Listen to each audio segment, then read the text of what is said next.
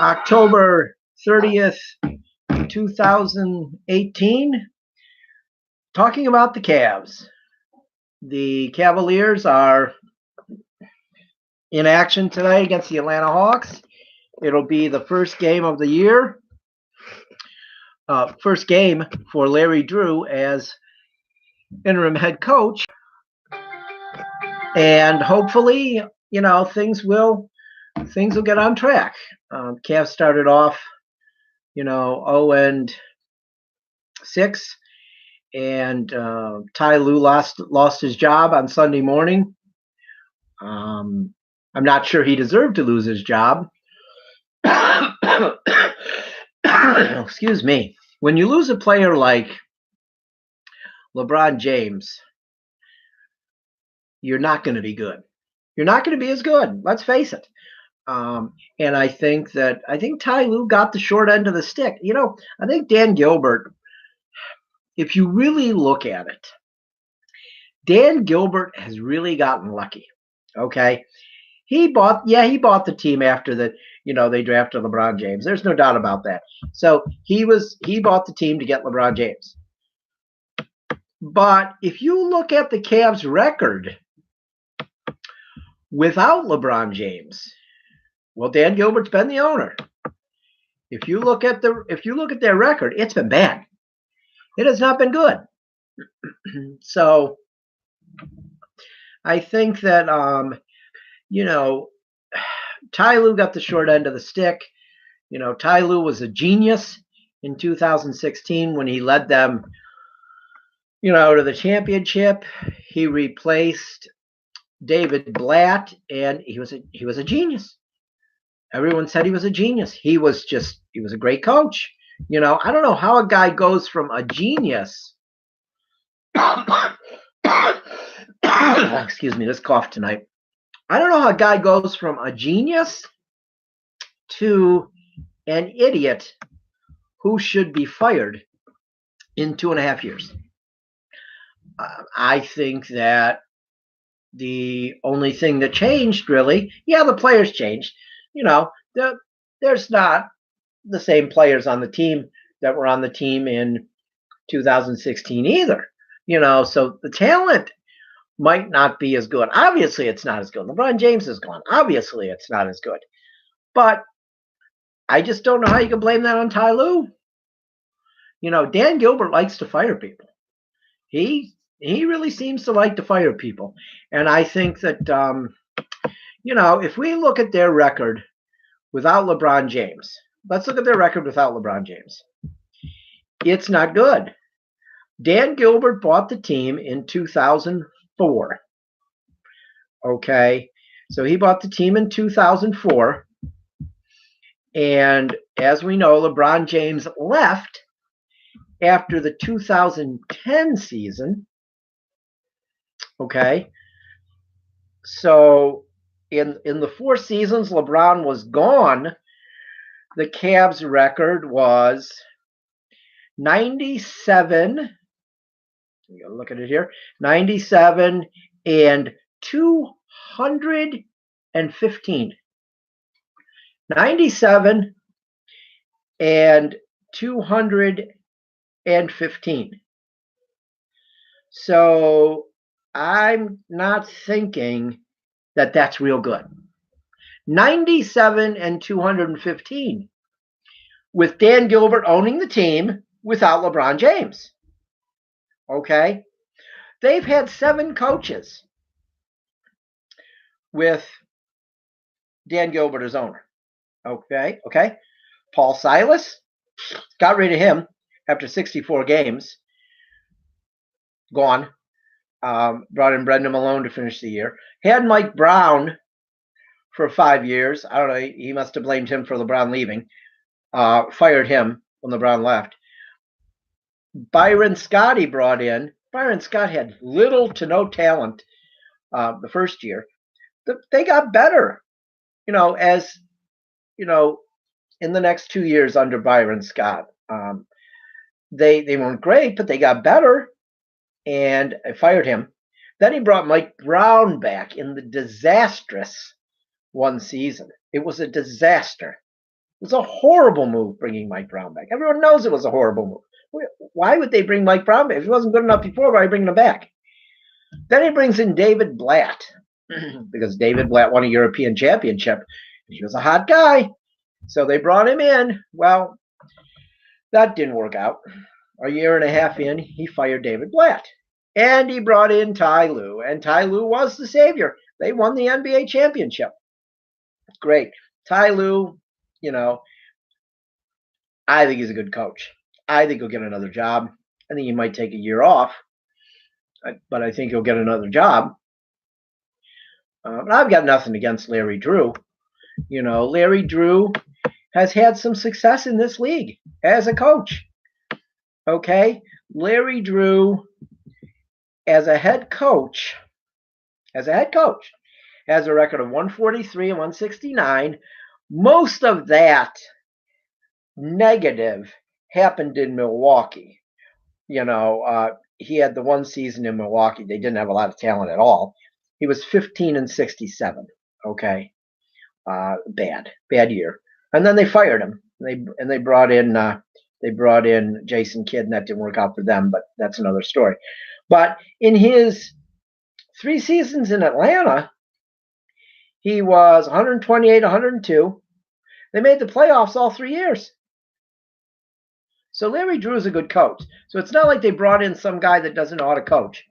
They brought in a guy who can coach. And that still doesn't get rid of the fact that Ty Lue probably shouldn't have been fired. And it sounds like a lot of his players are not happy about it either. And, even LeBron James went on social media and, voiced his displeasure and said that, Ty Lue deserved better. I think there's still some bad feelings between Dan Gilbert and LeBron James too. So I think that, has something to do with it. Although I don't know, should LeBron really comment? He left. If you want Ty Lue to still have a job, you should have stayed. You probably would still have a job. So, maybe a little bit of it's on you, LeBron. Maybe, you left. And so that some of the blame has got to be on you for Ty Lue losing his job. If you had stayed, maybe Ty Lue wouldn't have lost his job. I don't know. It's just, I hate to see any coach lose their job. I do. People need to understand that this is their livelihood. I know we always say, oh, they made a lot of money. Well, what if they lived up to that salary and didn't save a lot of money? But Ty Lue will get another job. Let's not worry about him. So the game is going to start any minute. We'll give some updates as the podcast goes on. We have our Cavs beat reporter, Stone Lexington. He is in his 10th season as our beat reporter. He is the longest current beat reporter on the Cavaliers beat. Stone Lexington, the Lake County Sentinel's beat writer. Stone does an amazing job as the Cavs beat writer. I mean, wow, I can't tell you what a great job the guy does. He cares. He just goes about his business and does his job. He's really good at it too. So you can read his story later tonight on www.lakecountysentinel.com. That's www.lakecountysentinel.com. LakeCountySentinel.com. That's our website. And you can read Stone's game report later. Hopefully Stone will be writing about a win tonight. I think that, this is the second time basically in 9 days they'll see the Hawks. So hopefully, they'll be able to shut down the Hawks a little more tonight, hopefully, because it was ugly last time. And let's hope that it's a different story tonight. And, now I think we'll move on. Trae Young, he's really good. hopefully they can if they can shut him down tonight, then that's half the battle, because he torched them last game, and it's amazing Vince Carter is still playing. It's amazing that he's still playing and starting for the Hawks. But now I think we'll move on to the Indians. We had a contract renewal today, not renewal, an option year picked up on Carlos Carrasco. Which was really no surprise. I mean, Carrasco is the Indians' number 2. I think he's probably, I don't know. It's hard to say. I was going to say he's the 3rd best pitcher on the team, but I don't even know. I don't know. It's so close between him and Bauer now that you can't decide which one. I mean, this past season, he was 17-10 with a 3.38 ERA and a 1.125 WHIP. He struck out 231 batters in 192 innings. He made 32 appearances. Of course, 30 were starts, but he came out of the bullpen twice. That's the thing about Carrasco. He's turned into a guy that will do anything to help the team. His WAR was 3.9 this year, which is a really, really nice WAR for the team. And he had his second most wins. In 2017 he won 18, but so this year 17-10. He had 2 complete games this year. Guys don't get complete games anymore, but he pitches complete games, and I think he's so valuable. I think he's very much underrated. His field independent pitching is 2.94, which is good. ERA plus of 129. I think people need to understand how valuable Carlos Carrasco is to the Indians. I think he's one of the keys to the team. He's valuable, along with Trevor Bauer and Corey Kluber. Obviously, Corey Kluber winning the Cy Young twice. I don't think he's going to win it this year. I think it's going to go to Blake Snell. It should go to Blake Snell. If it goes to Chris Sale, it's a joke. It should go to Blake Snell. The kid was amazing in Tampa. I saw him pitch several times, and wow, that kid can pitch. And he throws strikes now. He struggled with throwing strikes early in his career, but now he throws strikes, and he's really good. But as far as the Indians pitching, Carrasco is a big part of it, and it's a no-brainer that the Indians would pick up his option for next season. We think, the unfortunate part of the game is that they did not pick up the option on Brandon Guyer, unfortunately. Guyer came to the Indians in midway through the 2016 season on a deadline trade. He's great against left-handers, but he had some injuries the last 2 years. He only played in 173 games the last 2 seasons, getting only 413 at bats, which is not very many. And he had 236 in 2017 and 206 this year. This year was pretty much a lost year. I think this year really it cemented that they probably wouldn't bring him back. And it's a shame, because he seems like a nice person, a good guy, a good teammate, but it just didn't work out. And he'll catch on with somebody else. I don't think there's any problem with that. Like I said, he was traded here on August 1st, 2016 for Indians minor leaguers Nathan Lukes and Yonlinander Salinas. And, he had the option year next year for $3 million, and, he's getting a $250,000 buyout, which is good. So now he'll be free to sign with somebody else. He'll get the buyout, and then he can go and sign with any. And like I said, he's going to get picked up at somebody. He's a good baseball player. He just needs to stay healthy. And he is a real weapon against left-handed pitchers. But when you have an option year and your WAR is 0.2, minus 0.2, chances are in 2018 you're not getting renewed, or your option's not getting picked up. That's just how baseball is. You had OPS of 671.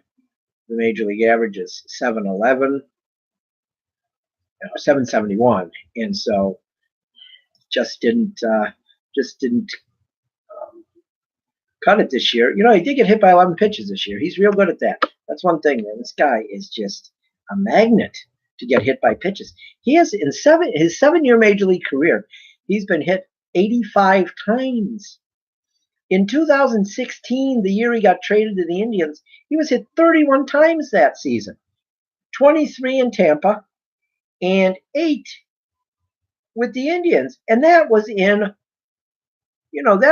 only 345 plate appearances. Imagine if this guy played every day. He'd get hit 50 or more times in the season. Hopefully he gets picked up by somebody, catches on with someone, and continues his career. He's got 3 more years until he gets a full pension, which, you know what? You might think, oh, these guys make so much money. What are you worried about? No, it matters. It matters, especially to a guy like Brandon Guyer, who has not, he has not hit the ceiling in salary. I mean, his salary is not, he's made $6.952 million in his career, but that doesn't include how much has he had to pay his agent. So he's probably made about $4 million. But then after taxes, he's probably made 2.5. It's not enough to live the rest of your life on. So hopefully, he gets to continue his career for 3 more years, and then maybe he'll get a pension, and then he can take care of his family, which is good because he seems like a good guy. He's got a young family. His wife seems real nice. They did some, interviews with her during the World Series and last year, and they seem like a good family. So hopefully Brandon Guyer gets signed by somebody else. That's the part of baseball that stinks when guys get let go. Any sport, when you got to let go of a guy and release him, it's no fun. I've seen covering minor league baseball. The team will remain unnamed. They do not like me to talk about them, so they will remain unnamed. But that is the shame of when players get released. I've seen it, and it's sad. It's very sad to see a dream end. But I don't think Guyer's dream's going to end. I think he's going to continue to play. And, I think it was kind of funny how the Indians would send out on social media about Francona that he was safe. He was safe yesterday afternoon. They said, he'll be there in spring training. He'll be at Winterfest in January. His job is safe. Yeah, of course his job is safe. That's the most stable organization in Cleveland, the Indians. They seem to get the least amount of respect in Cleveland from the media. I'll give them respect because I see it for what it is, that they've been a really good organization now for 25 years. Maybe closer to 30 because once the Jacobs bought them, it didn't show right away on the field, but they did the right things, and the Dolans have continued the right things. The Dolans who are not cheap, the Dolans who are really good owners of a small market franchise, they do it the right way. They build from within. They make trades when they have to. They go after big money guys now sometimes. That's why we have to keep showing up and supporting the team. Then they'll continue to go after big money guys. You're part of this thing, fans. Going after big money free agents takes people in the seats.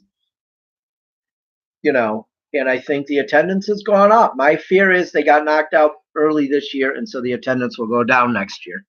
And I really hope that doesn't happen, but I think I got a pretty good barometer on Cleveland fans, and I feel like that's what's going to happen, that attendance will go down next year. I really hope not, though. So, but of course, we know one team where the attendance is rebounding. You only got to win one game. You win one game in 2 years, and then you win 2 games in one season. My God, and then you're amazing. You win 2 games in a season, and you tie a game after going 2 seasons where you only win 1 game. And oh my gosh, people are all excited again and think the team is unbelievable. Still haven't made the playoffs, still haven't done anything. And then you just fire the coach again. But everybody's all excited about the Cleveland Browns. We're always going to be excited about the Cleveland Browns, no matter what they do. Let's face it, people. Let's just face it, okay? Let's not beat around the bush here. Let's tell it like it is. Let's call a spade a spade. The Cleveland Browns, until further notice, no matter what the Cleveland media tells you, the Cleveland Browns, until they make the playoffs and show they can win consistently, the Cleveland Browns, the sainted Cleveland Browns, that the Cleveland media seems to love and seems to bow down to all the time, those Cleveland Browns are the worst franchise in sports today. It's not even close. Don't tell me that they aren't the worst team in Cleveland sports, because they are. They are the absolute worst team in Cleveland sports and in the sports world, not only Cleveland. They are the worst franchise in sports.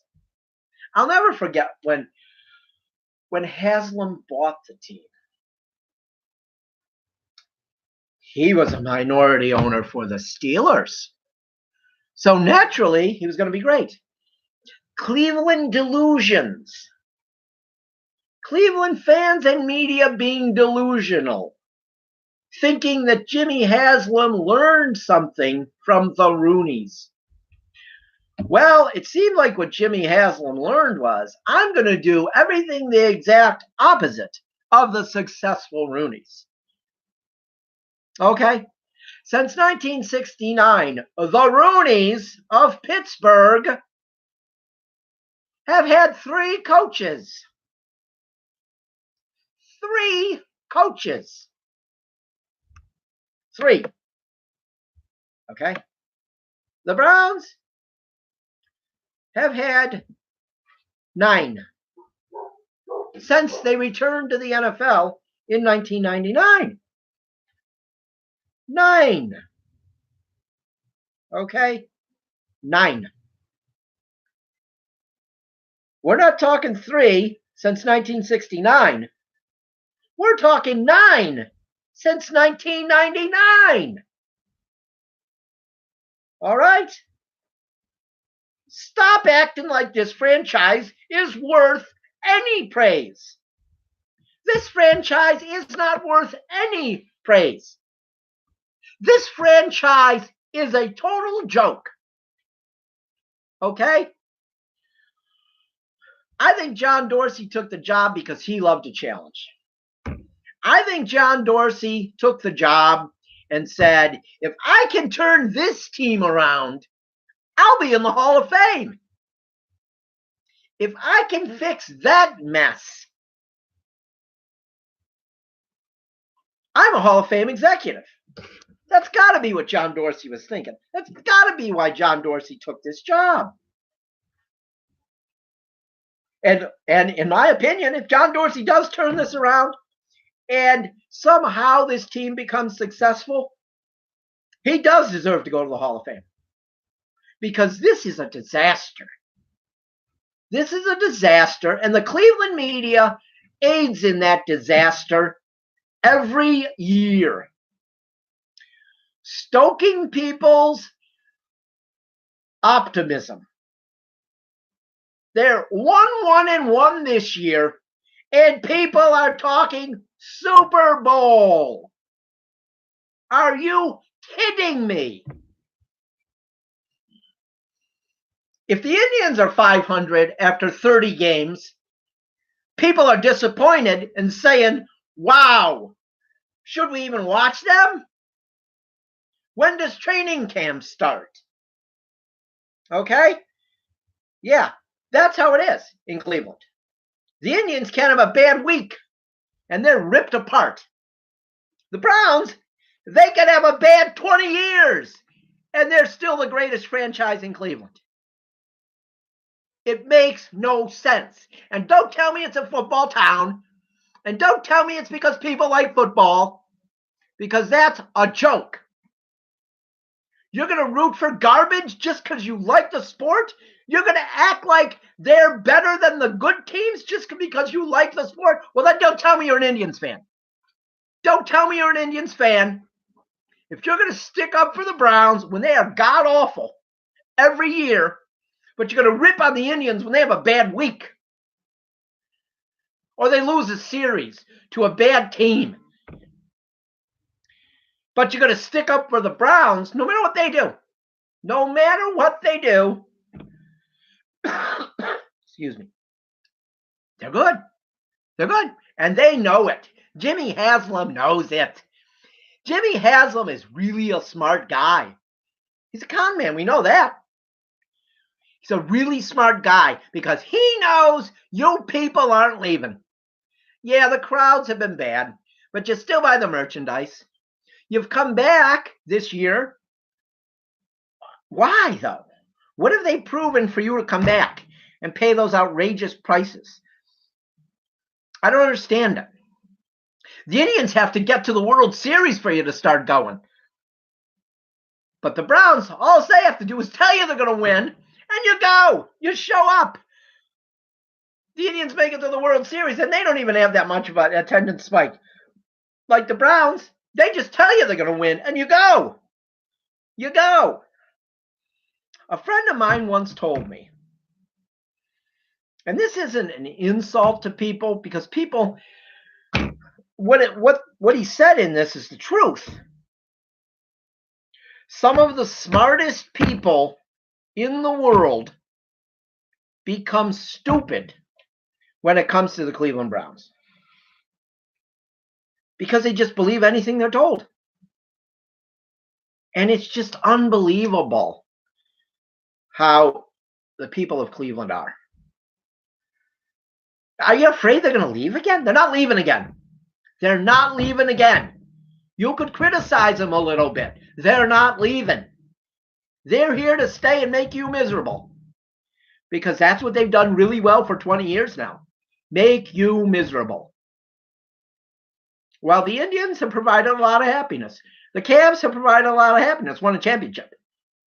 But who cares about them? That's what a local radio guy said this week. Who cares about the Cavs? Nobody cares about Ty Lue getting fired. Well, you know what, buddy? You might have had one or two many concussions when you played, because people do care about the Cavaliers. Just because you don't understand the sport and you don't understand baseball doesn't mean other people don't care about the sport. People care about the sport of baseball and basketball in this town. The world does not revolve around the worst franchise in sports. And they still are the worst franchise in sports. And like I said, until they win, they will continue to be the worst franchise in sports. So that's the end of our sports portion of the Sentinel podcast tonight. We will begin our political portion of the show right after this.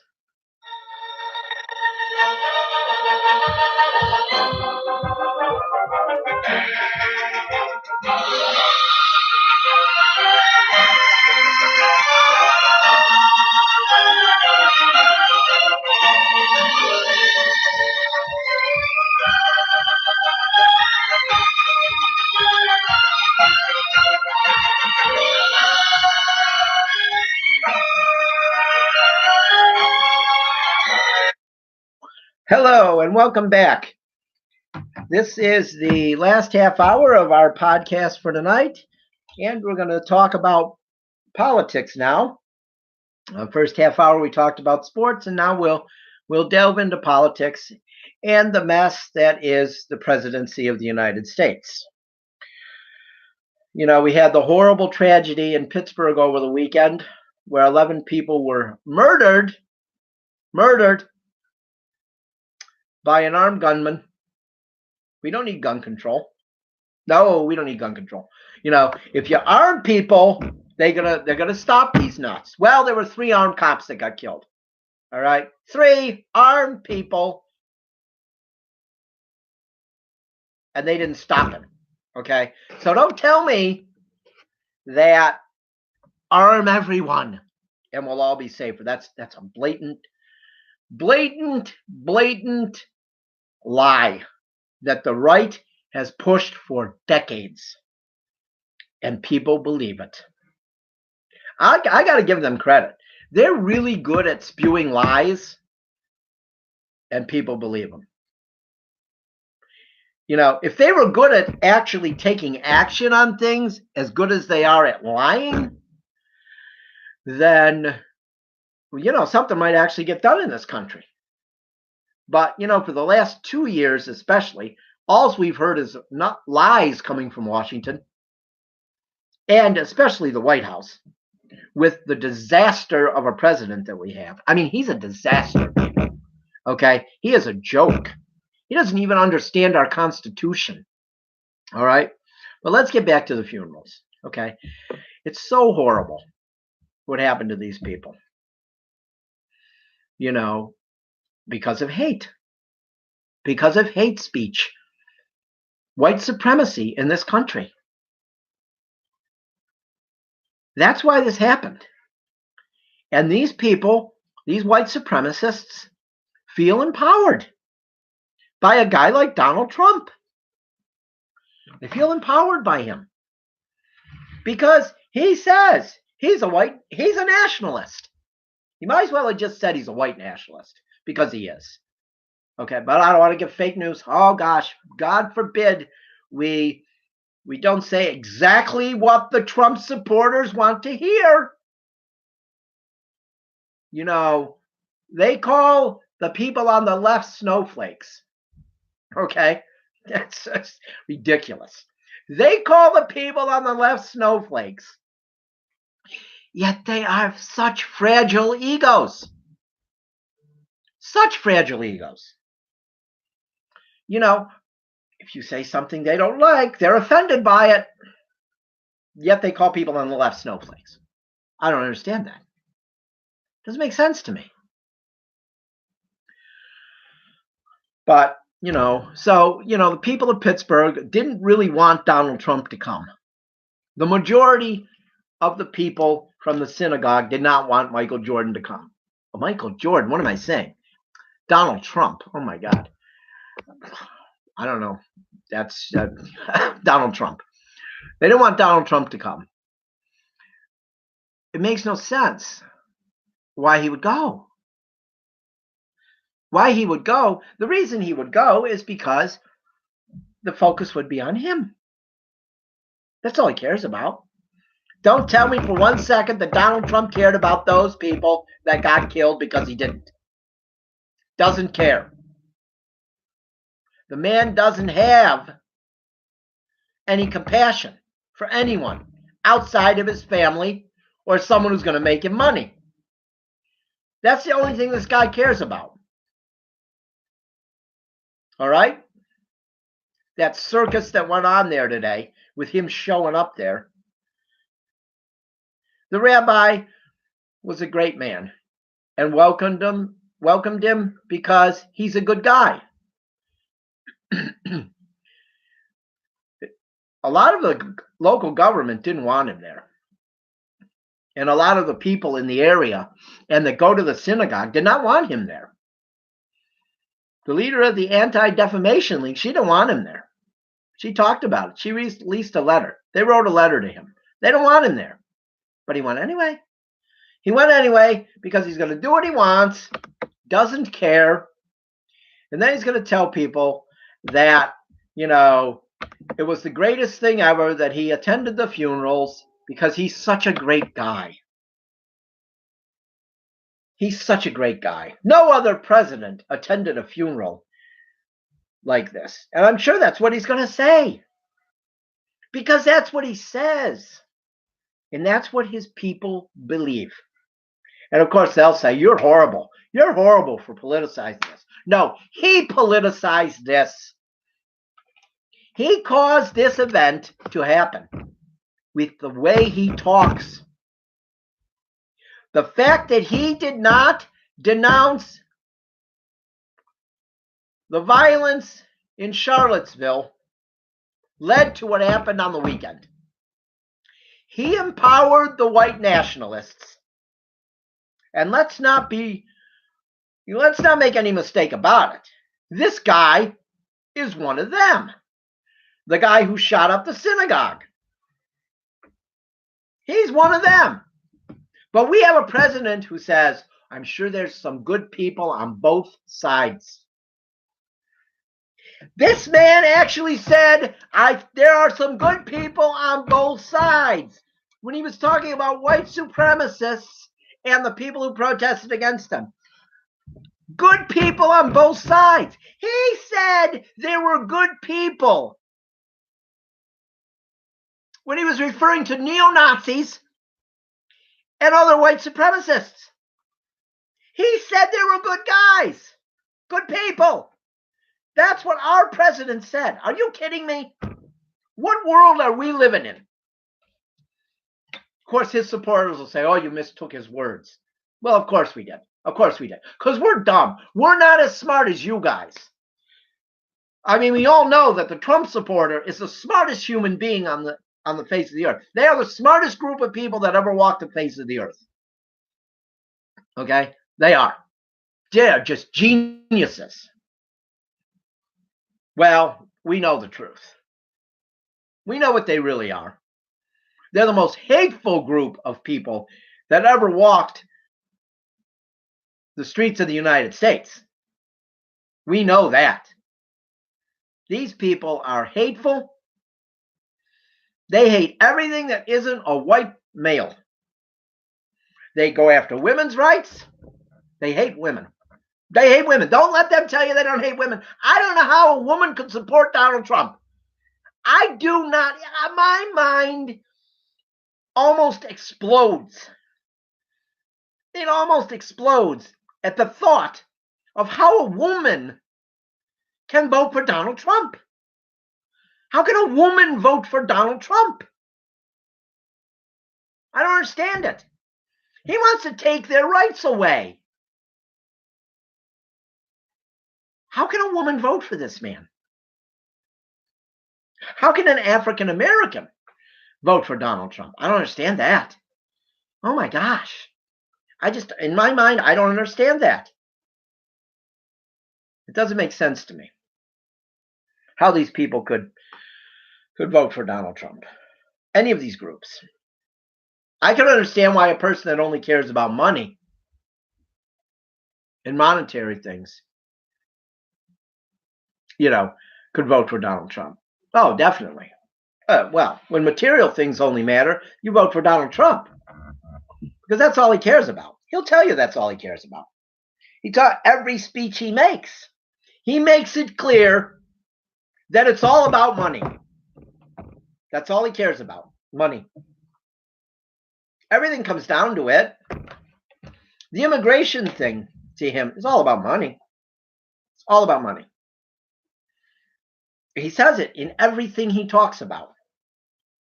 It's about money. And I think the people that vote for him, a good amount of them, that's all they care about is money. They don't really care about human beings unless it's their family. That's the Trump supporter for you. We care about people when it's our family. Okay. And a good example of the Trump type supporter, even though he's been quiet, but he supports him, he does, is Rob Portman. okay? He doesn't have enough guts to come out against him. Never has. Didn't during the campaign. Doesn't now.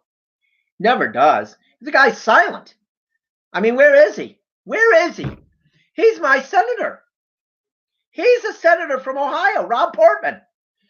I don't know the last time I saw this guy on TV. Or I saw this guy release a statement about anything. Where is Rob Portman? I know where Rob Portman's at. Rob Portman is sitting and waiting for when's the next time Donald Trump's going to tell me to vote for something so I can make sure I vote for it. Rob Portman is a great example of the GOP or the Trump supporter now.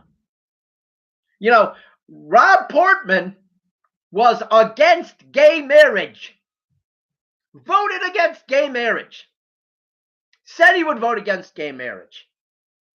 Until he found out his son was a homosexual. When he found out his son was gay, then he changed him. And he then said he supports gay marriage. Because it affected his family. That's the only thing they care about is their own family. They care about nobody else. And that is what Trump supporters are too. They care about nobody else but their own family. They don't care about you or me. They don't care about the old lady who might lose her benefits because they're going to strip health care down to nothing. They don't care about her. They don't care about the little kid with pre-existing conditions. They don't. That's such a lie. Late in the campaign here, where they're all releasing commercials that they care about pre-existing conditions when they voted against them over and over. Dave Joyce. Lake County's Dave Joyce. What a joke. Just plain Dave. If you ask me, it's just plain bad. Dave Joyce promoted himself when he ran the first time that he was going to be like Steve LaTourette. He is so different than Steve LaTourette. It's unbelievable. I can't imagine if Steve LaTourette was still alive today,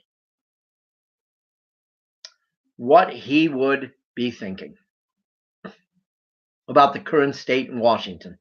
He quit because of the way it was going, but it's gotten so much worse than when he passed away.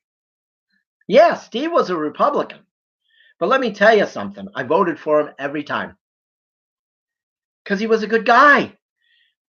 He cared. He wasn't partisan.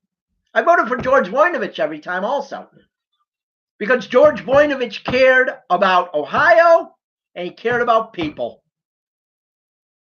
He's another one. George Voinovich is probably spinning in his grave, seeing what Washington has come to. It's so sad. I've always said it. I've said it before and I'll say it again. Ronald Reagan would not fit in today's Republican Party because he wouldn't be mean enough. Ronald Reagan wouldn't be mean-spirited enough to be in today's Republican Party. They'd force him out. They would force him out. It's unbelievable. But it's sad that Ronald Reagan couldn't be part of the Republican Party now. I can't imagine what he would say. And how the Bushes they release statements all the time disagreeing with Donald Trump in the horrible things Donald Trump said about the Bushes during the campaign. Yeah, I'm not going to sit here and say that I supported either Bush presidency, but I didn't. But I didn't hate them. I think they're both honorable men. They cared about the country. Did they make some mistakes? Yeah, they made some mistakes. No doubt they made some mistakes. But I feel like, in my opinion, George H.W. Bush, it seemed to me like he didn't really want to win that second term. I don't think he did. George W. Bush He ran to avenge his dad. No doubt about it. He went into Iraq to avenge his dad, them trying to assassinate his father. And in a way, you can't really, you almost can't blame him for that, although he did take American lives doing it. But that's another thing, But you can't even compare any other bad Republican president, in my lifetime at least, to this guy. This guy is a complete joke. He's the worst president ever. But his supporters think he's the best president ever. That shows you how backwards everything is in this world now. I mean, how could anyone think that Donald Trump is a good president? I want to know. I don't understand. How can anyone look at me with a straight face and tell me that Donald Trump is a good president? He's not. He's terrible. He doesn't know the laws. He doesn't know the laws. He thinks he can just make them up as he goes. Attention, Donald Trump and your crazy supporters. And look, I don't have a problem saying that because I've been threatened by these people. They've threatened my life. They've threatened my son's life. So I don't have a problem calling them crazy because that's what they are. But I'll tell you this. I've got news for you people. There's this little document in Washington, and it's called the Constitution. And you have to go by it. You can't just go by certain parts of it, like the Second Amendment that you love so you can have your guns and be violent. You got to go by the whole thing. Your boy took an oath on January 20th, 2017 to uphold the Constitution. And he hasn't done it. He tries to break the Constitution every chance he gets. And his latest attempt is by trying to take away birthrights to people who were born here, to immigrants. This guy is unbelievable. Thankfully, he's not going to be successful with this. He's not going to be able to do it because he can't do it. He can't do it. He thinks he can sign an executive order and do it. And that's another thing. That's what's hilarious too.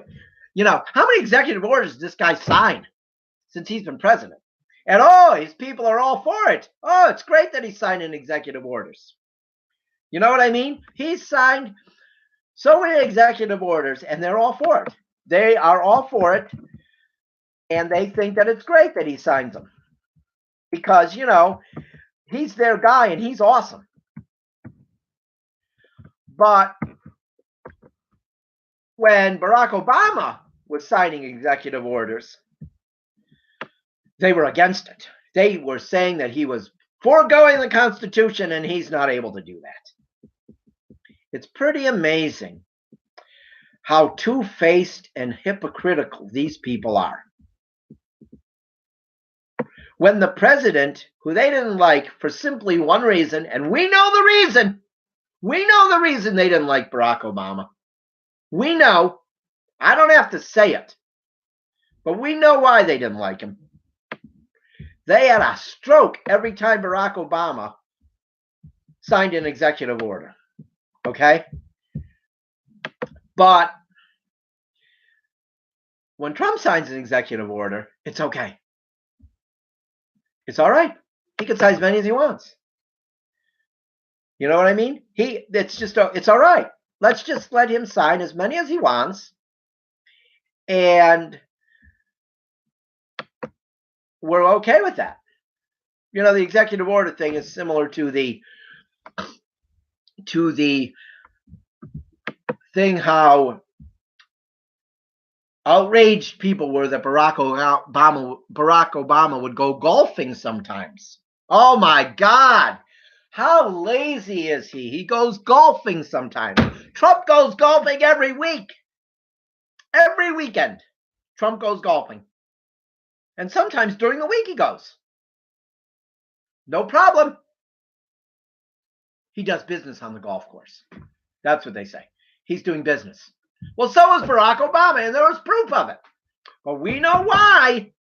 We can complain about Barack Obama going golfing. We know why his supporters complained about that. And we know what they said he was. They said he was lazy because he went golfing. We know the difference, though. Donald Trump could go golfing and he's working. They say Barack Obama goes golfing, he's being lazy. Dog whistles, people. Dog whistles. I don't have to use the words, but we know why. They said that Barack Obama was lazy when he went golfing, but Donald Trump isn't. But the executive orders. Barack Obama signed executive orders and people had a stroke about it every time he signed one. He was foregoing the Constitution. He can't sign that many. He's horrible. It's not going by the Constitution. But I don't know the exact numbers, but Trump has signed many more than Barack Obama. Many, many, many more. And they're all right with that. So now he wants to sign an executive order to eliminate the 14th Amendment. Yeah, he just thinks he can get rid of the 14th Amendment by signing an executive order. He's such a liar when he talks about it, too. He's such a liar. They tell me. Of course he says, they tell me. Because then, in the end, when it doesn't work out, he doesn't have to say, I was wrong. He could say they were wrong. The people that consulted me were wrong. That's what he'll say. Because he's never going to take blame himself. He never takes blame himself. As his supporters do not take blame. They blame everyone else. They don't take blame. Ever. I have never heard one of his supporters take blame for anything since he became president. I just haven't seen one of them do it. They just don't do it. They are an amazing group of people that do not care about anyone but themselves, as we talked earlier. Excuse me. So, the 14th Amendment. We don't have to talk about the second because they talk about that all the time. You would think the Second Amendment is the only amendment of the Constitution. The hell with freedom of speech. They don't like that one. They definitely don't like that one. Second Amendment, only one that matters. Because now they're going to try to get rid of the 14th Amendment. The Section 1 of the 14th Amendment, 1789. 1789. Revised 1992. But 1789, this amendment came into being, okay? 1789. That's a while ago. Right? It's a while ago. That's 229 years. All right? It's been there. There's a reason it's been there. Here it is. Here it is. All persons born or naturalized in the United States and subject to the jurisdiction thereof are citizens of the United States and of the state wherein they reside. No state shall make or enforce any law which shall abridge the privilege or immunities of the citizens of the United States, nor shall any state deprive any person of life, liberty, or property without due process of law, nor deny any person within its jurisdiction the equal protections of these laws. That's the 14th Amendment. He's not taking that away. He's not doing it. Don't let him bully you into thinking he can do it because he can't do it. He's a bully. He is a bully. Talking today about Oh, that baby that's born is going to live 85 years and get all those benefits. Well, what does that come down to? What is he saying right there? It's all about money. That's all he cares about is money. And that's all his followers care about is money. It all comes back to money. Every time we talk about an issue where Donald Trump's involved, it is money. It comes down to money with Donald Trump and his people. It doesn't come down to anything else. It comes down to money. So the good thing is he can't do this. He's going to try. There's no doubt he's going to try. But the good part about it is in about 7 days, he's not going to have control of Congress anymore. And then he's not going to be able to do anything. He's going to have to work with the Democrats, or he's going to look like even more of an idiot than he already is. He's going to have to work with them. He's got no choice. The Democrats are most likely going to retake the House. I don't know if they're going to get the Senate back. Doesn't look like they will. But they're going to retake the House. And then they're going to have a say. And he's not going to just be able to do whatever he wants. You know, he's just not going to be able to. And I'm hoping that if the Democrats do take control, they hire a different leader. I'm hoping they don't, put Nancy Pelosi back in charge, because she's very divisive too. She's really not much better than him. I'm sorry, but she's not. She's very divisive. They need somebody new. But hopefully they're going to take control of the House next Tuesday. We'll get it back. Democrats will get the House back. Republicans will probably keep the Senate. But then it's going to be more even again. And he's not going to be able to just do whatever he wants. And then, he definitely won't be able to even try to do this 14th Amendment thing, which is just completely ridiculous. It's ridiculous. But it gives his supporters hope that they can hate some more, that they can hate people who aren't white some more. Why have they asked to close the Canadian border? That's what we're going to talk about tomorrow night. We're going to talk about why his obsession is with the Mexican border, but why doesn't he worry about the Canadian border? Why does he worry about the Canadian border so much? We know why he doesn't worry about the Canadian border. It's clear. It's clear. There's two things: money and race. Money and race. That's all Trump supporters care about. They got to have their money, and they got to make sure the white man is in control. That's all they care about. They don't care about much else. They definitely don't care about you. Donald Trump definitely doesn't care about you, the working man. Donald Trump cares about the rich and his own family. That's all he cares about. We're out of time already. I can't believe it. This went fast. This is Tim Shirer with the Sentinel Podcast. Until tomorrow night, I hope everyone has a great evening.